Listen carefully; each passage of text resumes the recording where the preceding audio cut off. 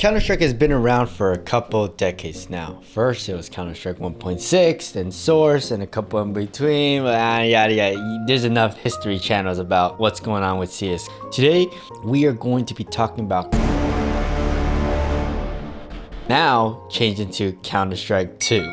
Counter-Strike Global Offensive was first released on November 1st, 2000, right at the start of a new millennia, as if it was destined to be the greatest FPS shooter there will ever be.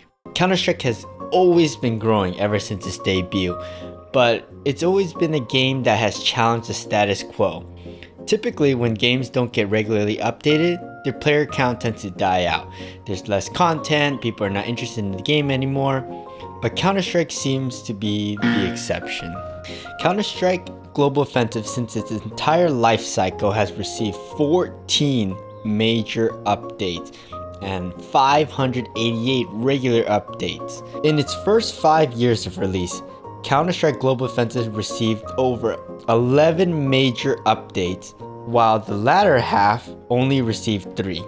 That means that 79% of Counter-Strike's major updates happened in the first 5 years of its life cycle, and you could expect 2.2 major updates versus 0.6 major updates every year. But it's not just major updates that have decreased between the first and second halves.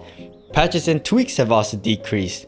In the first half, there was an average of 68.4 updates a year, and in the second half, it dropped all the way down to 49.2 updates. That's a 16% difference. I know this might not seem massive, but you need to understand that the major updates is what breathes content into the game, which means that most of the content happened in the first half, and in the second half, it was mainly just tweaks in the game, little updates, changes to the map, reworks. In its first 5 years of Counter-Strike, it grew to a peak of 850,000 players.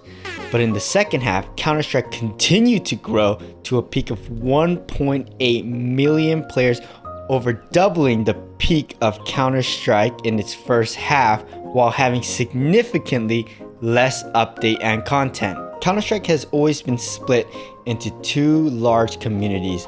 One more casual, where they enjoyed skins, they weren't too much into the competitive scene, and the full esport competitive community. That's not to say that the competitive scene and the casuals did not know about each other. That's not to say that the competitive scene nor the casual scene did not care for the other side or did not know of the other side, as Counter-Strike has always had a strong esports scene, but they needed someone to bridge the gap between the two scenes.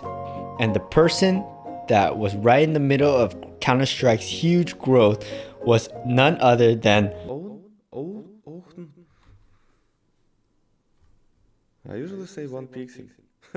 Odin Pixel has a deep understanding of skins. He attests himself that he used to research skins as he grew up, and it also merged with his love for the competitive scene. He served as a bridge between the more casual skin collectors into the competitive scene, and vice versa. Counter-Strike now, instead of being separated between two communities, now we're able to merge into one. Being the face of CS at this point has gotten him very lucrative deals, such as opening his own skin site. He regularly uses Twitch channel points to give away knives back to his community as a way to say thank you to them.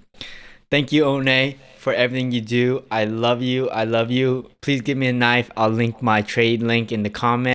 Please like and subscribe.